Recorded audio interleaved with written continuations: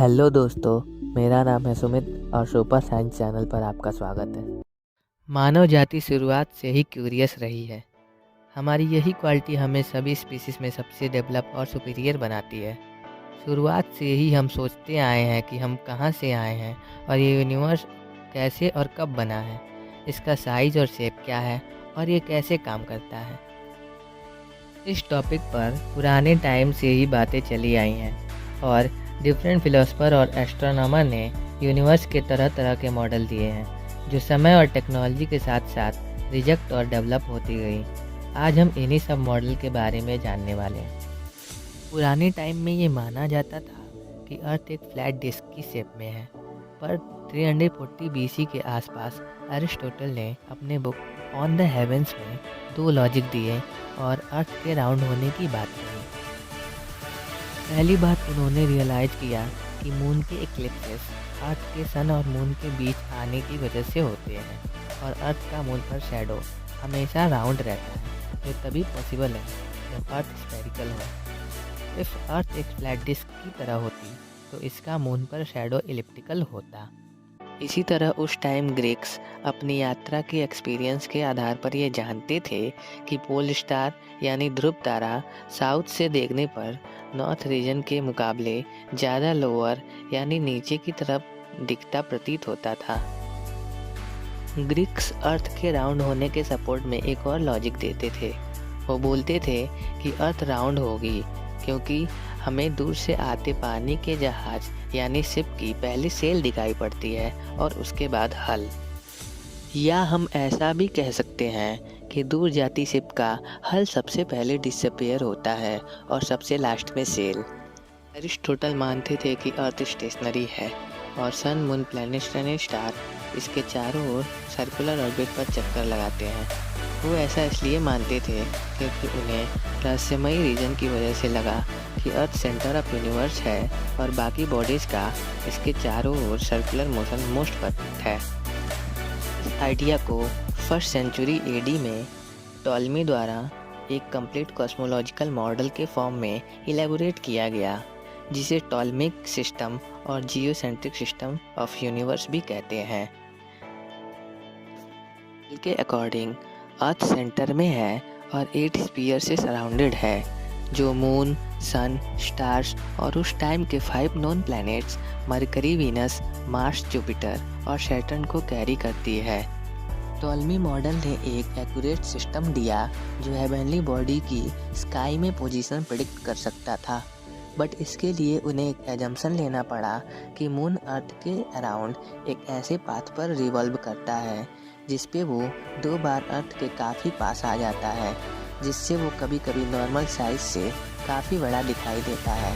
Ptolemy अपनी model की इस कमी को जानते थे, बट जो भी हो, हालांकि ये मॉडल यूनिवर्सली एक्सेप्ट नहीं हुआ, बट ये मॉडल क्रिश्चियन चर्च के द्वारा एडॉप्ट किया गया क्योंकि ये उनके स्क्रिप्चर्स के अनुसार था, जिसमें फिक्स स्टार के स्पेयर के बाद हेवन और हेल के लिए काफ़ी खाली जगह थी। 1514 में एक पोलिश एस्ट्रोनॉमर निकोलस कोपरनिकस ने यूनिवर्स का सबसे सिंपल मॉडल दिया। पहले सोसाइटी के डर से उन्होंने ये मॉडल अननोन नेम से पब्लिश किया। उनका आइडिया ये था कि सन सेंटर में स्टेशनरी है और अर्थ और अदर प्लैनेट्स उसके चारों ओर सर्कुलर ऑर्बिट में मूव करते हैं। सैडली कोपरनिकस के इस आइडिया को अप्रॉक्स 1 सेंचुरी के बाद सीरियसली लिया गया। अब उस टाइम के 2 एस्ट्रोनॉमर जर्मन जोहान्स केपलर और इटालियन गैलीलियो गैलीली ने पब्लिकली इस मॉडल को सपोर्ट किया, बट इस मॉडल के अकॉर्डिंग प्रेडिक्ट किए गए ऑर्बिट ऑब्जर्व ऑर्बिट से मैच नहीं हो रहे थे। ईयर 1608 में टेलीस्कोप का इन्वेंशन हुआ। उसी टाइम के आसपास गैलीलियो ने नाइट स्काई को टेलीस्कोप की सहायता से ऑब्जर्व करना स्टार्ट किया। उन्होंने देखा कि जुपिटर ग्रह के चारों तरफ छोटे छोटे सैटेलाइट्स हैं जो उसके अराउंड चक्कर लगाते हैं। इससे उन्हें पता चला कि सारी हेवनली बॉडीज़ डायरेक्ट अर्थ का चक्कर नहीं लगाती हैं, जैसे टॉलमी एंड एरिस्टोटल ने कहा था। फाइनली 1609 में टॉलमी एरिस्टोटलियन थ्योरी का एंड हुआ। इसी टाइम पर केपलर ने कोपरनिकस के थ्योरी को मॉडिफाई किया उन्होंने सजेस्ट किया कि प्लैनेट्स सर्कल के बजाय इलिप्स पर मूव करते हैं।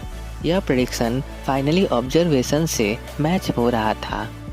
केपलर ने अपने इस आइडिया के सपोर्ट में कोई एक्सप्लेनेशन नहीं दिया था, जो कुछ टाइम बाद 1687 में न्यूटन द्वारा दिया गया, जब उन्होंने प्रिंसिपिया पब्लिश की। यह साइंस फील्ड में मोस्ट इम्पॉर्टेंट सिंगल वर्क था। इसमें न केवल उन्होंने ये थ्योरी दी थी कि बॉडीज स्पेस टाइम में कैसे मूव करती है, बल्कि उन्होंने उस मोशन को एनालाइज करने की मैथमेटिक्स भी डेवलप की थी। साथ साथ उन्होंने लॉ ऑफ यूनिवर्सल ग्रेविटेशन भी पोस्टुलेट किया।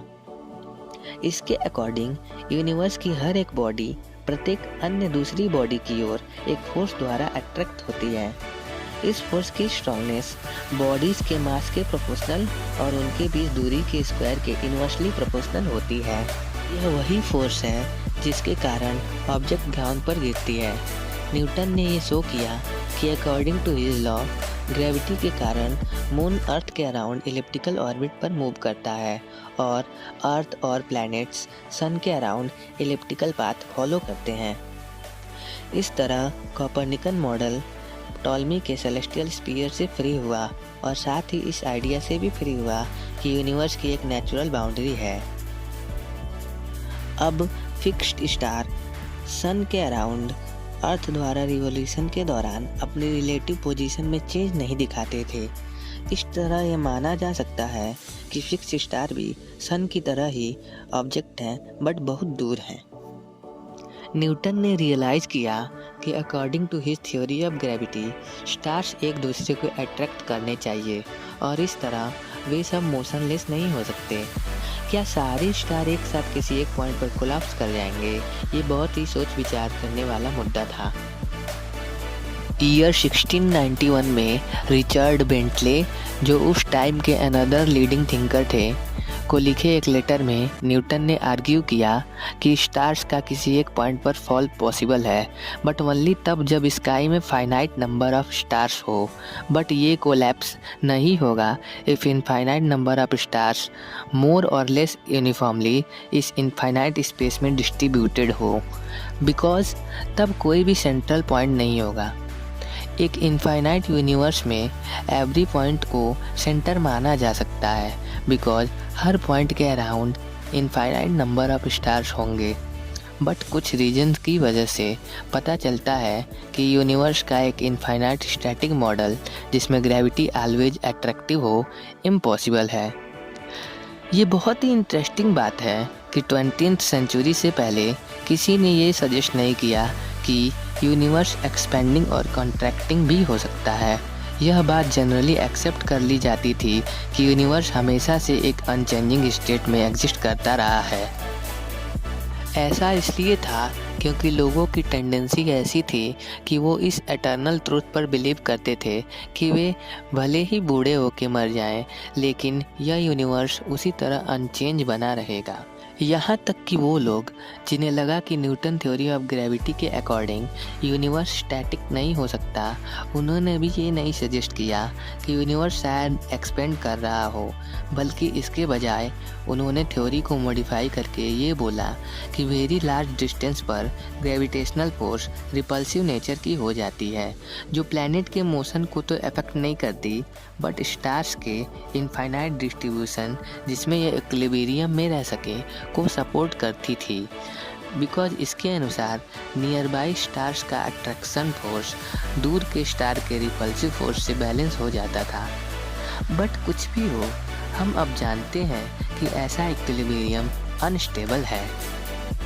यूनिवर्स के इनफाइनाइट स्टैटिक मॉडल पर एक और ऑब्जेक्शन है जो जर्मन फिलोसोफर हेनरिक ऑल्बर्स द्वारा उठाया गया।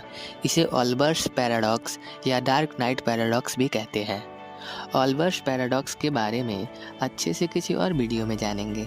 तब तक इतना समझिए कि उनके अकॉर्डिंग इनफाइनाइट यूनिवर्स में इनफाइनाइट नंबर ऑफ स्टार्स होंगे, और क्योंकि स्टार्स के पास खुद का प्रकाश होता है, इसलिए पूरा आसमान दिन और रात में सन की तरह ब्राइट होना चाहिए। इस बात को एक ही तरीके से अवॉइड किया जा सकता है कि स्टार्स हमेशा से शाइन नहीं कर रहे थे, बट पास्ट में कुछ टाइम पहले ही शाइन करना स्टार्ट किए। इस केस में ऐसा बोला जा सकता है कि कुछ बहुत दूर के स्टार्स की लाइट अभी हम तक पहुंची नहीं है और इसीलिए नाइट डार्क दिखाई देता है। बट यह लॉजिक कि स्टार्स पास्ट में कुछ टाइम पहले ही शाइन करना स्टार्ट किए हमें इस क्वेश्चन पर लाकर खड़ा कर देता है कि वो कौन सा रीजन था जो स्टार्स को पहली बार शाइन करने के लिए जिम्मेदार था। और इस क्वेश्चन का आंसर हमें बिगिनिंग ऑफ द यूनिवर्स और बिग बैंग थ्योरी द्वारा मिलता है। इस प्रकार यूनिवर्स के बारे में जो भी डिफरेंट आइडियाज़ हैं उन्हें शॉर्ट में ऐसे समझा जा सकता है। सबसे पहले अरिस्टोटल ने बताया कि अर्थ फ्लैट नहीं बल्कि स्फेरिकल है और सन, प्लैनेट्स और स्टार्स इसका चक्कर लगाते हैं। फिर फर्स्ट सेंचुरी एडी में टॉलमी ने इसे एक कंप्लीट कॉस्मोलॉजिकल मॉडल के फॉर्म में इलैबोरेट किया। बाद में 1614 में कोपरनिकस द्वारा बताया गया कि सन सेंटर में है और अर्थ और बाकी प्लैनेट्स इसका सर्कुलर ऑर्बिट पर चक्कर लगाते हैं। देन केपलर द्वारा सर्कुलर ऑर्बिट को एलिप्टिकल ऑर्बिट में मॉडिफाई किया गया, जिसका प्रूफ न्यूटन ने दिया। न्यूटन ने स्पेस टाइम में हेवनली बॉडीज़ के मोशन को एनालिसिस करने के लिए लॉ ऑफ मोशन और यूनिवर्सल लॉ ऑफ ग्रेविटेशन दिए। तो दोस्तों, आज की वीडियो में बस इतना ही। ऐसे ही ऑसम साइंस रिलेटेड स्टफ्स के लिए चैनल को सब्सक्राइब करें और बेल आइकॉन ज़रूर दबाएं, जिससे आपको मेरी वीडियो की नोटिफिकेशन सबसे पहले मिल सके। तो मिलते हैं किसी अगली वीडियो में। तब तक के लिए कीप स्माइलिंग, कीप शाइनिंग।